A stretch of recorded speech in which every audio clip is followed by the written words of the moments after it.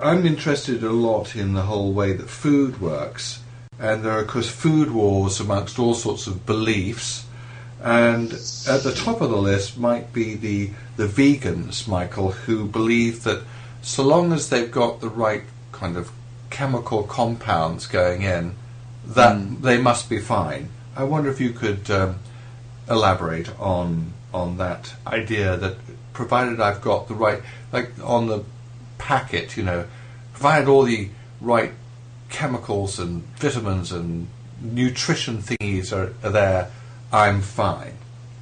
Yeah. So things like the vegan ideology derive from certain erroneous beliefs about how human physiology works. In fact, the physiology of any animal that's going to eat things.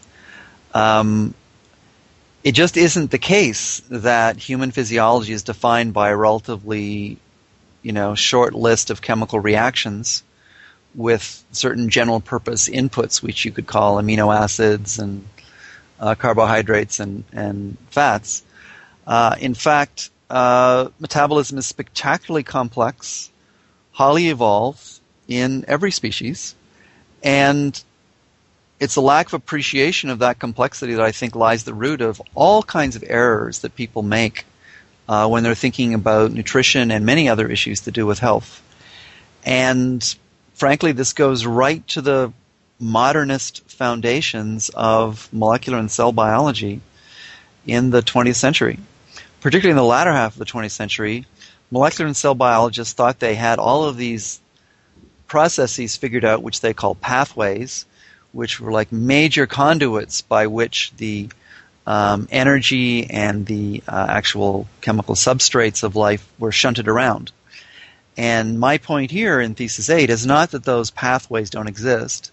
They do exist, but they are only part of the story.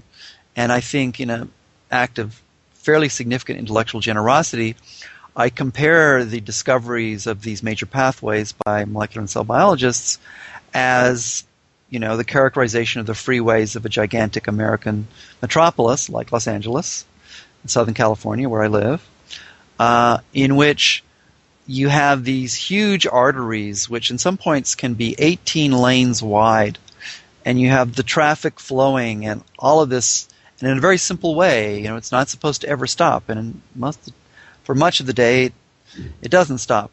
And by that I mean from about 7 p.m. to 5 a.m. It just flows and flows and flows.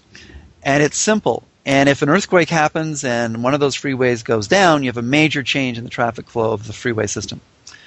And that, to me, is a useful metaphor for understanding what molecular and cell biologists were studying in the 20th century. But of course, we know that the transportation and economy of Southern California is vastly more complex than what happens on the freeways at any given moment in time. Yes, the freeways play a part, in fact, a very significant part, but they're not the whole story.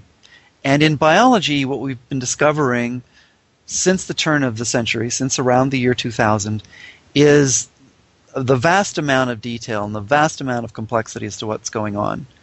And it truly is not as simple as certainly many biologists all hoped it would be in the middle of the 20th century. Physiology, even when you're just thinking about a single cell in our bodies, is tremendously complex. It, in fact, is I think of it as a hurly-burly of three-dimensional complexity of biochemical intensity, of elaborate networks.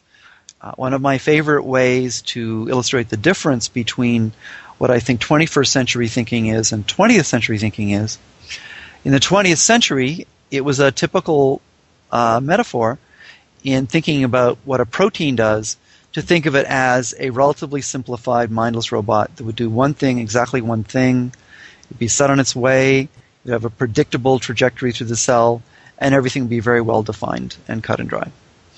The way I like to give a metaphorical access to the true complexities of biology that we're now learning about in the 21st century is to replace that very simple-minded robot with the hopes, feelings, yearnings, and actions of a character in a sprawling Victorian epic novel.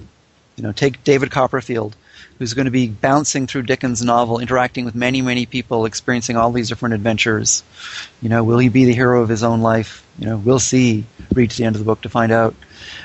My real point here is of course, not the thinking of an enzyme as having hopes or feelings. I actually don't think enzymes have hopes and feelings, but I do think that they have many complex interactions. I think their synthesis is very complex. I think their modification after the synthesis is complex. And the interactions with other molecules is very complex. And that kind of complexity, I think, is the reality. And that is the point of Thesis 8.